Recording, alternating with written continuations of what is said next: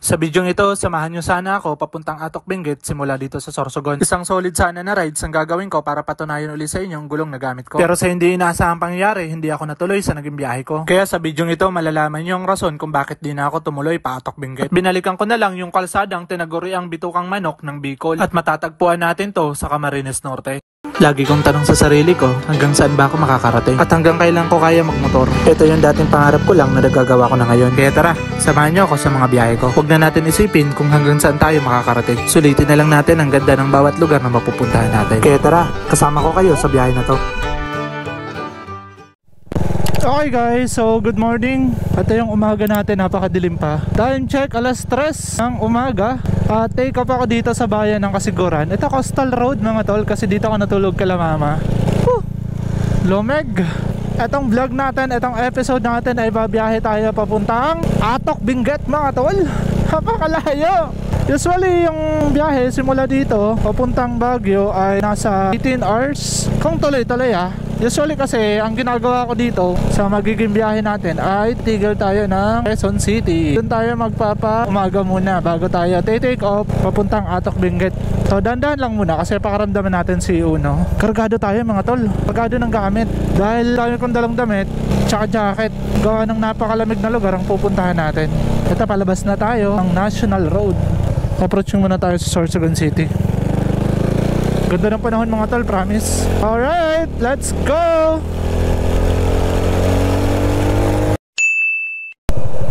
Okay guys, bumalik lang tayo saglit. Nakalimutan ko yung best ko. Dadaan pa naman tayo ng La Union. Yung La Union mga tol, kapag inabutan tayo ng gabi doon or dadaan pa tayo ng madilim doon, kailangan naka-best. Diretso na tayo sa Sorsogon. Ano ata ako nakalimutan. Dito na tayo sa Sorsogon. Approaching tayo sa Sorsogon Sports Complex. Daming aso. Grabe yun. At mahirap kapag hindi tayo nakahi Hindi natin makita. Uy, hay na hay. Okay, walang babaan. Picture muna tayo dito. Picture tayo. Sige, picture tayo. Saglit lang, kahit dito. Oh, ba't daming tao? Umagang umaga. Meron ng mga tambay. Tingnan natin kung maganda to sa camera. Okay, mukhang kayang-kaya naman ni Uno. Kahit napakarami natin dala. Dala natin yung pang-camping natin. Ano pa ba mga dala natin? Lahat ata ng damit ko, dala ko Kasi sigurado nito, palit lang ako ng palit ng damit kapag pinawisan tayo. Dito na tayo magagas sa pangpang.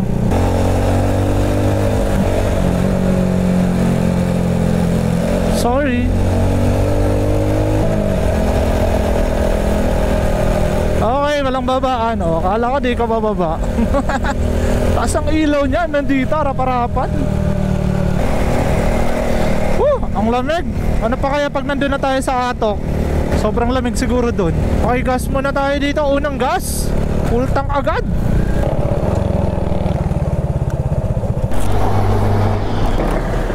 Okay, unang gas natin 140 pesos. 140 unang gas natin papuntang Atok. Sige, diretso natin ang Atok tong magiging vlog natin. Next episode natin kung saan tayo na natulog. So mahaba na naman to, tapusin nyo na lang mga tol. At dito sa video ito, malalaman natin kung ano yung gastos natin sa pag stop over, sa pagtulog, sa pagkain, sa total gas natin simula dito sa Sorsogon. At ito yung magiging laman ng vlog natin. Okay, unang episode, birahin natin to. Dito na naman tayo sa tuloy na to. Tapos pagdating natin sa unahan, baka mapako tayo. Nako, wag naman. At Papa G, guide us. Sana tuloy-tuloy itong biyahe natin. Walang aberya. Pero kung meron man tayong aberya, Papa G, bigyan nyo ako ng sign na hindi ko itutuloy itong mahabang biyahe na to. At babalik tayo ng Sorsogon. So ikaw na po ang bahala sa akin, Papa G. Amen. Ang lamig mga tol. Dito na nga pala tayo sa bypass road ng Camalig. Pinili ko dito dumaan gawa ng yung mga truck na nasa unahan natin kanina, lahat papunta ng sentro ng Camalig. Kaya dito tayo, kahit chill ride, nakakapagpatakbot pa tayo dito na halos 80. Okay mga tol, dito na tayo sa Ligaw Albay. Dito tayo nakaranas ng fog Kaya pala ang lamig. Tumatagos na sa jacket ko. Hindi tayo makabira gawa ng, ayan o, lalalim ng lubak. Kawawa si Uno. Kargado pa naman tayo. Kahit ngayon tricycle, dahan-dahan lang eh. Kaso tatawid ata siya. Okay. Ay, ang kapal ng fog dito. Ay, lubak. Dahan-dahan tayo kasi kargado tayo. Di gaya ng mga biyahe natin. Mas mabigat tong dala natin. Para tayong may OBR. Lalalim oh. Dito yun sa Ligaw. Ito yung mahirap kapag may pagpa yung isang lugar at dadaan kayo ng napakalubak. Grabe. Uy, buti yung babaw lang. Wala na. Nasa second layer na yung kalsada dito oh. Pambihira. At dito, hindi ko napansin na ito na pala yung senyales na binigay sa atin ng mahal na Panginoon. Nang hindi ko agad napansin na nawawala na pala ang audio ng aking camera. Dahil nga sa sobrang hamog na naranasan natin dito sa Albay, bigla na lang nagloko ang aking camera. Yung alternate road na na, lalong kumapal mga tol. Biniwanag din mga tol kahit paano. Pero dahil wala naman tayong idea na nawala ng ating audio, tuloy-tuloy pa rin ako sa naging biyahe ko dito hanggang sa makarating ako ng Camarines Sur. Isang sinyalis pa ang nangyari at dito na ako nahulugan talaga ng gamit. Dahil pagpasok ko mismo sa Pili Camarines Sur, dito nalaglagan ako ng napaka-importante nating gamit. Yun yung mga gamit na ginagamit ko sa pagka-camping. At kukompleto sana ng moto adventure natin sa Atok Benguet dahil yun ang pinunta ko, magka-camping ako doon. Sa puntong iyon, napapaisip na talaga ako bumalik. Pero tuloy pa rin ako sa biyahe ko hanggang makarating pa ako ng Naga City proper. Okay guys, so nakipiso wifi lang ako dito. Ang problema, kaya ang bagal ko manik. Nakakonek ako isang beses lang, hindi na naulit. Sayang nung hinulog ko. Okay, time check, mag-alas 7. At nandito tayo sa Naga City proper. Bicol pa rin tayo. Maalas talaga. Lubak. Okay, nakalabas din sa alternate road na yun. Pagas muna tayo.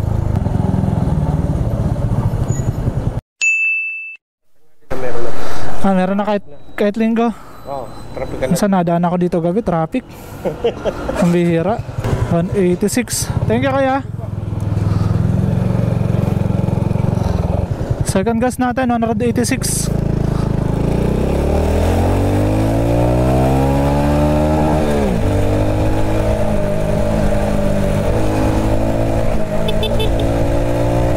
Dito tayo sa Naga. At bibira ulit tayo.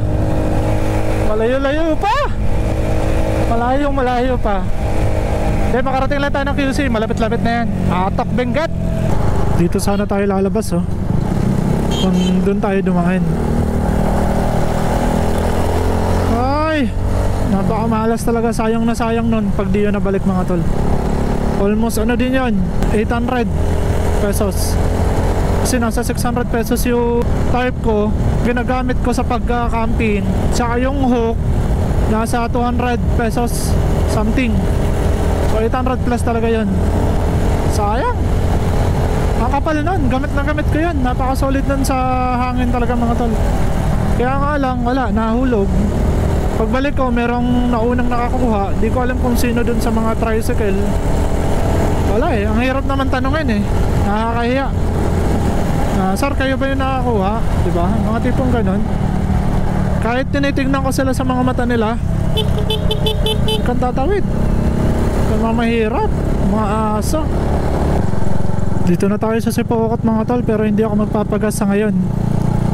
Kung dati ay nagagas tayo dito sa Shell Sipokot bago tayo makiat ng Andaya Road, ngayon ay di muna. Gawa ng full tank pa tayo.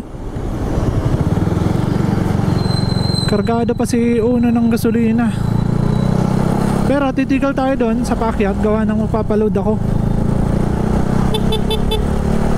Sorry. Uulan pa ata dito. Kung ano nandito yung ulan sa Sipokot. Ayun o, kulimlim. Grabe. Okay, paload lang tayo tapos sibat. Eto na. Eto na, medyo maaga-aga tayo ngayon. Alas 7 nandito tayo. Alas 7, dati nandun pa lang tayo sa Ligaw, Pulanggi. 7, nandito tayo. Paload lang ako. May tindahan dito na may piso wifi eh. Ay, sarado pa. Ito sa ate oh. Ah, ito. Yun. Paload lang tayo. Wala tayo. Ay. Saan gaya, Paps? Hindi, patok bingot na ako eh, ha? Aliam sa Buton. Buton, kasiguran? Taga din kayo, sir. Tapos, pa Manila kayo? Laguna? Layo-layo pa. Ikaw? Hindi, patok bingot sana nga ako. Kasi yung gamit ko, nalaglagan ako ng gamit. Nakuha mo pa? Ha? Nakuha mo pa? Di na, doon sa pili. Nag-update na sana ako. Sana baka meron magbumalik. Babalikan ko. Anong gamit?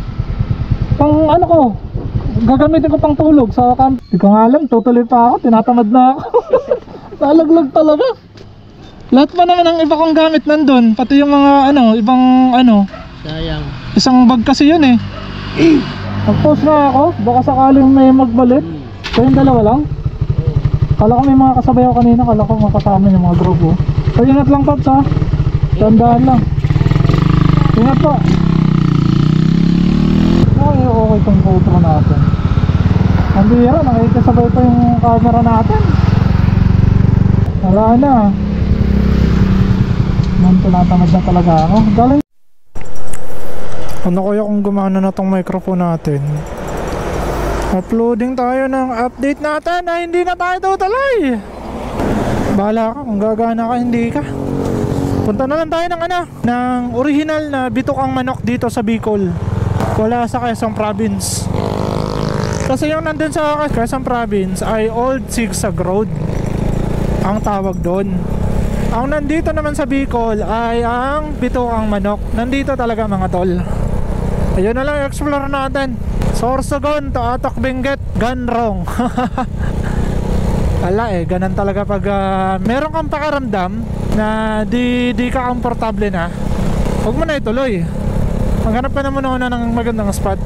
Pero sa panahon maganda, pero sa mga nangyayari hindi maganda.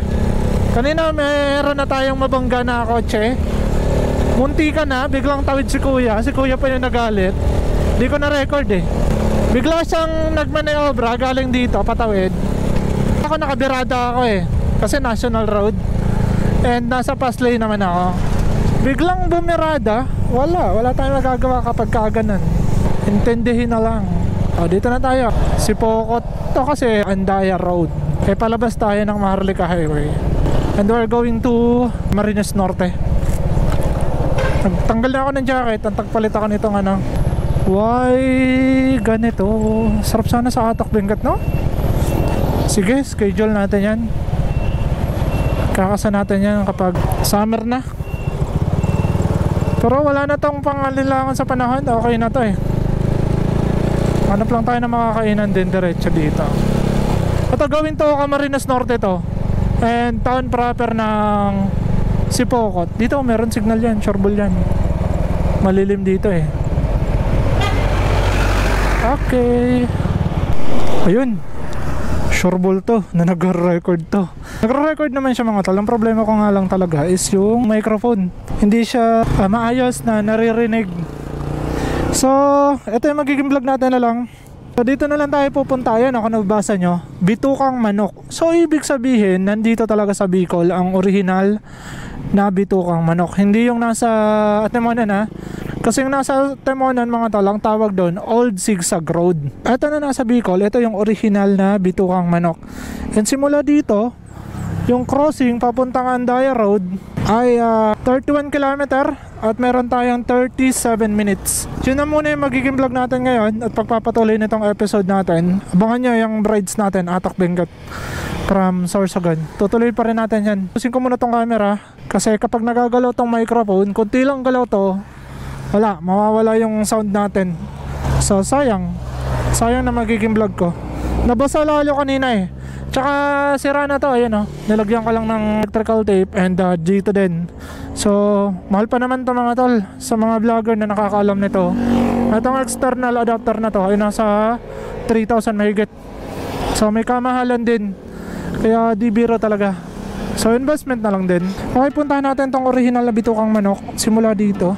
All goods yung daan dito. And after natin dito, balik na tayo ng Sorsogon. Okay, let's go. Birahin na natin to. Nang kahit pa paano meron tayong vlog ngayong araw na to. Hirap maging vlogger, no? Ganda ng ilog nila, oh. Anong tuloy kaya to? Ganda, oh. Kaya pag bumabaha, ang lawak mga tol. Uy, nakaumbok yun. Okay, Sunday, kaya di ka na traffic. Uy, may sipa doon, oh. Kanino kayang shop yun? Ay, shoutout. Nandito lang, pakatawid niya ng tulay. May sipa pala dito nagtitinda. Ito na, sentro na to. Mamaya na tayo kakain. Busog pa naman ako. Time check, 9:35 AM. Basud, Talisay, Daet. Sa pangat isa ako pa ng Camarines Sur. And itong original na bitukang manok ng Bicol ay sakop ng Camarines Norte. At marami ang nagsabi na dati mas makahoy daw, ngayon di nagaano. Yun yung nakikita ko. At nakita ko din to sa vlog din ni Jeric P. Oy, shoutout kay Jeric P. Napaka-solid yan mga tol. Sana ma-meet natin. So dito din siya dumaan nun. Mas okay kasi dito mga tol. Sana wala na akong malaglag. Ang dami kong nasasayang na gamit. Sayang na sayang. Ito yung center nila mga tol. Meron sila ditong Willinson, Motor Star, Motor Trade. Ay syempre, di ko lang sure kung meron ditong Do Exam. Yun yung trusted natin na motorcycle dealer natin. At recommended ko sa inyo. Do Exam Sorsogon meron dyan. Do Exam Ligaw soon. Nagkakaroon din. Tabako meron. Pero dito si Pokot, di ko lang sure. Daming ano doon, customer. Solid nila. Ang dami na lang customer sa shop na yan. Kapag ka ganun yung shop mo, kahit balik-balik ka ng Baguio, magbakasyon ka. Uy, 101 shopping, oh. Sana all, di ba? Buhay na buhay yung ano nila, town proper. Pero kasi mga town proper na wala, market lang. Public market lang. Daily needs lang yung mabibili nyo. Pero dito, lahat ng luho nyo pwede nyo bilhin dito.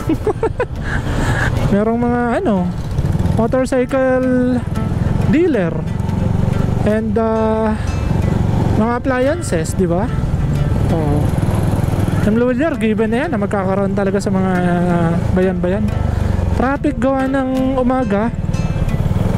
Silabasan ng mga nagsimba. Pizza House. Uy, solid nito atay, oh. Plywood, Minotaur lang. Solid par. Dito ka lang yan makakita sa Sipokot. Wala tayong ibang dadaanan kundi dadaanan talaga natin tong bayan nila. We have no choice.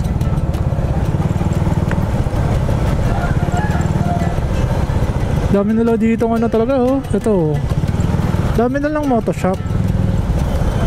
Yung mga maluho sa pyesa makakabili agad dito, eh. Ito na kaya itong mall na to.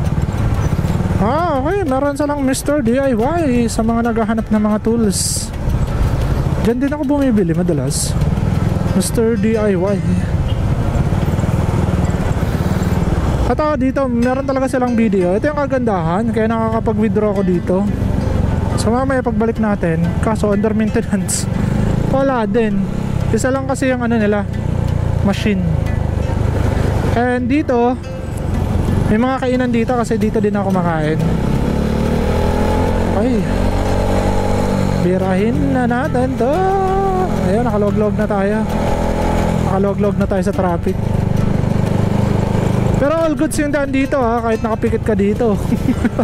Pero wag kang pipikit ng gaano. Gawa ng mababangga ka naman sa mga sasakyan. Ay, Ay, ganda sana ng panahon, no? Nakalabas na sana tayo ng Andaya Road. Wala eh, ganun eh. Kapag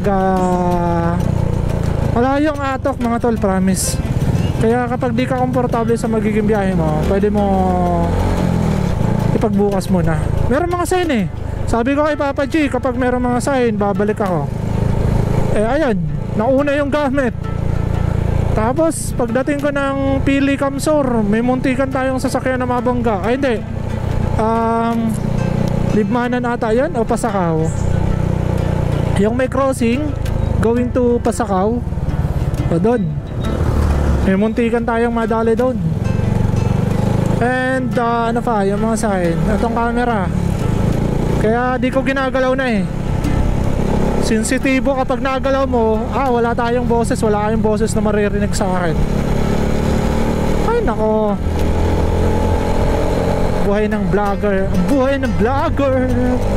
Di pala ganun masaya maging vlogger. Di pa tayo makapag-overtake. Yun lang. Huwag nyo namang pagpaputol-putulin yung mga punong kahoy. Tingnan nyo ang init. Ala, kawawa. Tingnan natin kung mga punong kahoy pa talaga. Ano na lang din eh, 31 minutes, 28 kilometer. Ito, simulaan na to ng mga punong kahoy dito mga tol. Kaso nung huling punta ko dito at kauna-unahang pagpunta ko yon, nalungkot ako kasi meron mga pinutol na punong kahoy dito. Ganda oh. Oh, di ba? Aliwalas. Overtake tayo para mas ma-appreciate natin. Ganda oh. Wow. Parang enchanted lang. Ganito sana yung punong kahoy sa Bulan. Nung hindi pa, hindi, mas maganda pa nga dito. Nung hindi yung pinutol, ayun, pinagpuputol dahil sa widening. Diba pwede naman pala ganito eh, paabutin ng ganitong henerasyon, no? Ang ganda nito, oh. Wow, ganda dito mga tol. Mamaya pagbalik, picture tayo dito. Di lang to meron pa dito kasi nandito yung boundary ng Camarines Norte. And dito, sakop na ata to ng Lupi. Lupi na to. Kasi nandun yung si Pokot eh. Tanong natin dito sa paaralan na to. May nakalagay yan eh. Walang nakalagay. Pati yung paaralan, nakapangalan sa kanila. Pambihira. Ganda oh. Ganda nito oh. Para siyang bonsai. Ganda. Kaya mga punong kahoy dito sa Sipokot. Maganda dito dumaan mga tol kapag hindi ka nagmamadali, masyado kang maaga. Kung gusto mo iwasan yung Andaya Road, dito ka dumaan. Makakabira ka dito. Minsan na din ako dito dumaan kung napanood nyo sa aking YouTube channel.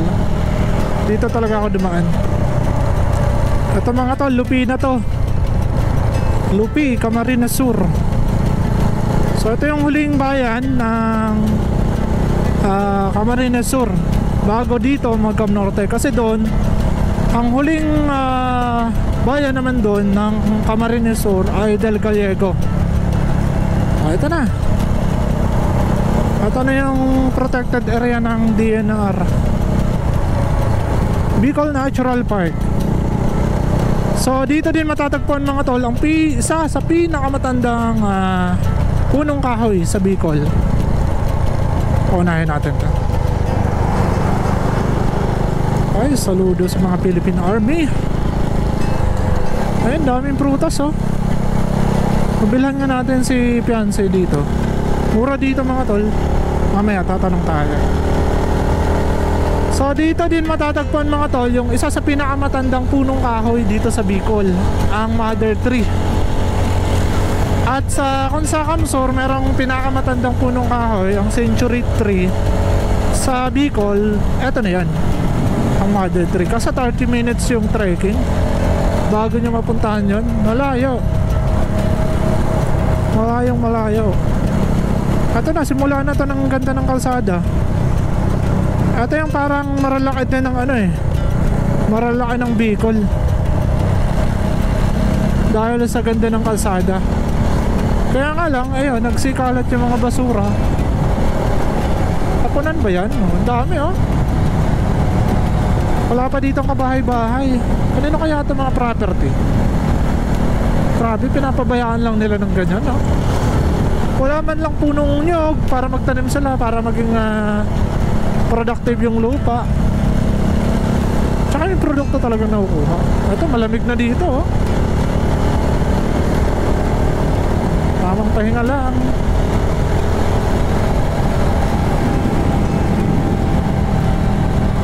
Ganda ng kalsada, di ba? Wala pa to, dun pa to sa may mga punong kahoy. Okay, update tayo mga tol. Lapit na tayo, 8 minutes 7.3 kilometer. Lapit na. Ang lawak pala, no? Lupi. Napakalawak. Presko na dito, promise. Sobrang lamig na ng lugar. Okay, dito na yan. Tapos dito mga tol, merong paliguan dito. Diyan, no? Mukhang dito din yung daan papuntang Mother Tree. May paliguan dyan. Subukan natin dito matanaw. Ayan, no? Ganda ng paliguan nila dyan. Tsaka ito yung boundary. Camarines Norte Province. Okay, nakapasok na tayo. And simula dito 6.7 km, mararating na natin yung Bitukang Manok ng Bicol. Pero ito ay parte na ng Bitukang Manok ng Bicol. Parte na ng kalsadang pupuntahan natin. Ang original na Bitukang Manok. Yan, dami nagbabike oh. Ganda dito mga tol. Then babalik na lang tayo para sa video ba? Ganda dito mga tol. Nakakamiss naman. Ito yung pangalawang beses na pangatlo. Kasi yung pangalawa, dumaan lang ako dito. Nirota ko tong kalsada na to galing sa Santa Elena, sa arko ng Bicolandia. Dito ako dumaan. Halos 1 oras o 2 oras mahigit ang dagdag kaysa doon ka sa Andayaro dadaan. Pero all goods, depende sa takbo mo talaga. Kung kaya mong bumira ng bumira, pwede mo makuha ng pababawasan yung 2 oras ng 1 oras. Kasi dito bibihira yung mga sasakyan, tsaka iilan lang yung lubak. Ayan oh, minor lang to. Di kagaya doon. Grabe doon, nagkaabiyak-biyak ng kalsada doon. Tapos halos lupa na. Wala ditong tumatambay or nagpipitikan. Ganda, di ba? Kaya nga lang talaga, tama nga yung mga lokal na nakikita ko sa comment section na mga nagbablog din dito. Di na gaano karami yung punong kahoy. At merong mga bakas na, ayan oh, pinutol, pinagputulan. Ang dami na. Mga nagbibideo-video din dito, mga nagbabike, nag-enjoy sila. So di na gaano siya kaganda. Di kaya daw ng dati. Sana maprotektahan pa talaga para makita pa ng mga susunod na henerasyon kung gaano tong kaganda tong lugar na to. Original na Bitukang Manok ng Bicol. Hindi Quezon Province kasi yung nandun sa Quezon Province ay Atemonan Zigzag Road. Old Zigzag Road yung tawag doon. Yan o, tingnan nyo naman o, ganda. Para lang tuloy ako dumadaan na sa Old Zigzag Road. Siguro mga ganitong oras nandun na ako sa sa arko. Alas 10 na eh. Approaching na ako sa arko ng Bicolandia, Calawag, Prata. Dito mapunong kahoy pa. Full video tayo. Kunin pa natin itong isang korbada na to. Ito na yan. Bitukang Manok na to lahat. Tignan nyo naman, paikot-ikot na yung kalsada oh. Okay, napaka-solid ng kurbada na yan. Tsaka dito meron pa. Ata yan eh, yung nasa mapa. Alright, kurbadang kurbada.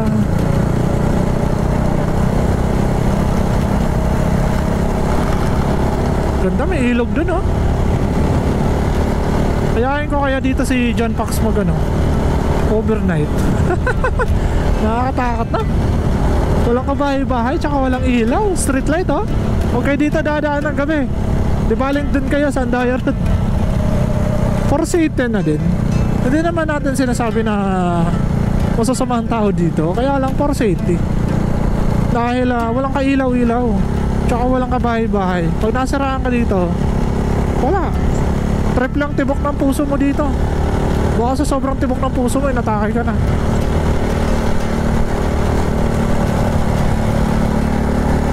Kaya lang talaga, wag tayo maplatan.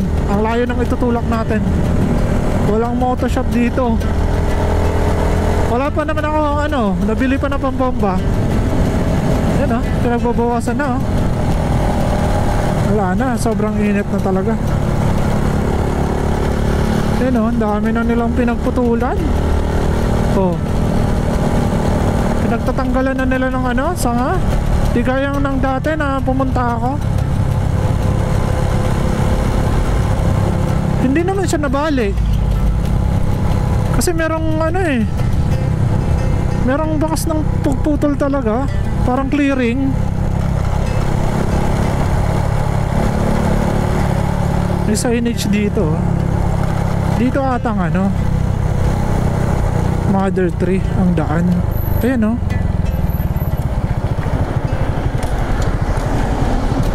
Okay. Mother Tree. Basud, Camarines Norte. Ayan napakalaki daw niyan sa personal. Maglalakad kayo nito 30 minutes. Pero may nakapagsabi sa akin na simula daw dito sa tulay, patatanong mo yung Mother Tree. Pero wala silang signage. May proper na daanan. Pero lalakad pa rin ng punong kahoy dito. Ito na yung gulay Lubi. Ang dami. Makakapag-gulay ka dito. Kunin pa natin itong isang kurbada. May malalim ito na kurbada Wala na, parang na-clearing nga talaga sila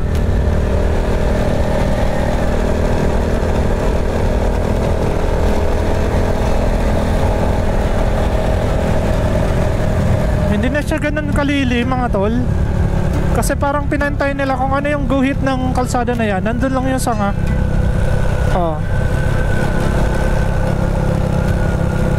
Wala na, aliwalas na nga nito Mainit na. Hindi na siya yung nagtatakip ba.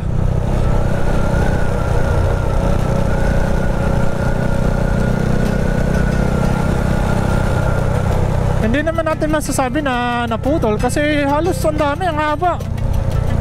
Ang aliwalas na. So lahat ba yan sabay-sabay naputol? Kawawa naman. Maganda sana yung parang nagtatakip siya. Yan yung huling punta ko yung pagkakaalala ko. Napakalilim dito. Ngayon di na, mainit. Ito, meron pa dito Pero pagdating mo naman dito, wala na. Ayan may mga bakas pinantay nila. Mukhang dito matatanaw. Wala. Gano'n kaya yung kalaki na Mother Tree? Kasi ito malalaki nga pero hindi siya yung Mother Tree.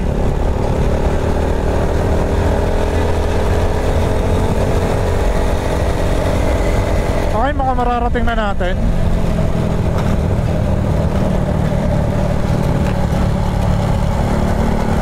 Dito, di nakagandahan yung kalsada mga tol. Still Marilaki dito May ganito din sa Marilaki, lubak-lubak na. Tapos ganun din yung ambience, pakarbada. Share the road. Ayan oh. Ito yung tuloy na napaka-solid dito. Ito yung nakaalala kong tuloy na to.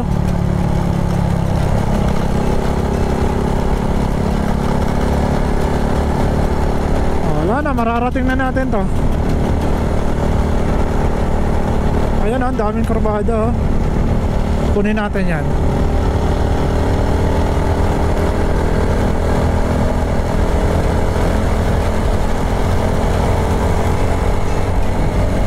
Dito, simula na to.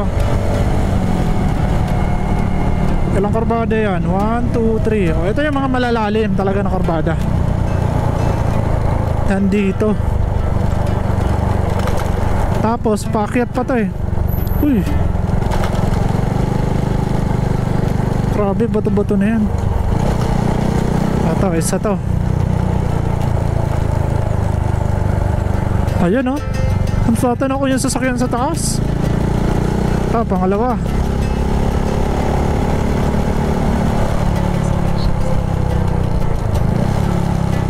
Ito na yan. Ang bituang manok ng Bicol. Bakit siya tinawag na bituang manok? Tignan nyo naman yung kurbada. Tapos dito meron pa.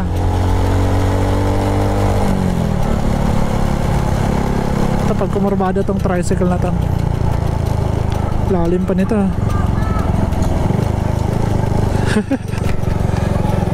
Bakal na ka mo. Urula ko eh. Grabe oh. Original na bitukang manok ng Bicol. Magpipicture ako doon. Nakapuwing ako eh. Ay wala na dito yung mga nagtitinda oh. Ano kaya tinitinda nila dati dito? Nakita ko pa kasi yun, nabutan ko pa yun, meron dito nagtitinda. Wala na, lugi naman kasi sila dito. Tsaka kung dadayuin to ng mga rider, nako, gagawing ano lang to, gagawing racing.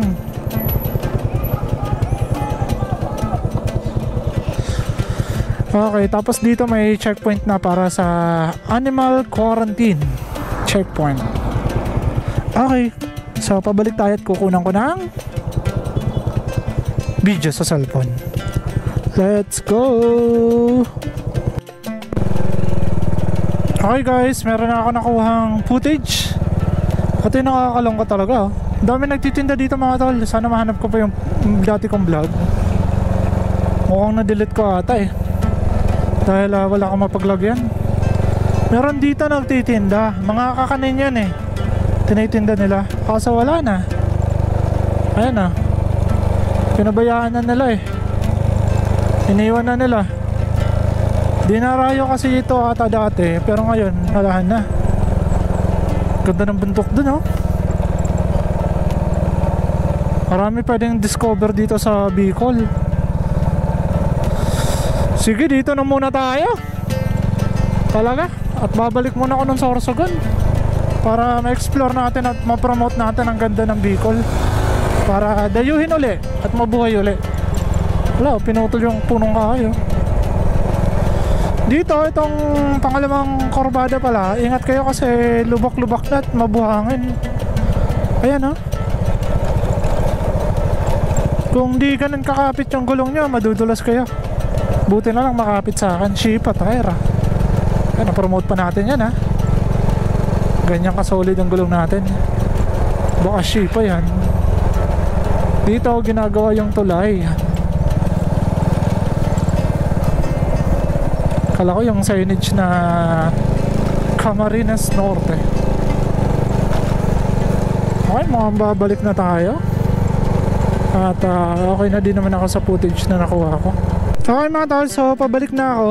At ito yung distansya natin sa 0 km na nasa Luneta. Yung nasa taas, sa baba ng K ay yung distansya 365 km. At yung S naman ay nire-represent yung susunod na town proper simula dito sa Camarines Norte, which is ang Sipokot. Simula dito meron tayong 29 km, ganun din kalayo. And pabalik na tayo mga tol. So dito na din ako magpapaalam nitong episode natin na Sorsogon to Atok Benguet gone wrong. Daming nangyari kasi. And eto ang naging side trip natin. Pinuntahan natin tong Bitukang Manok. So maraming salamat. At ang susunod nating episode ay Bicol episode muna tayo. At magra-rides ako dito sa Kamsur. Babalik ako at explore natin yung lugar. Puntahan natin yung mga hindi pa natin napupuntahan. Okay, hanggang dito na lang muna mga tol. Maraming salamat sa panonood nyo. Ganda na kalikasan ha. Peace out.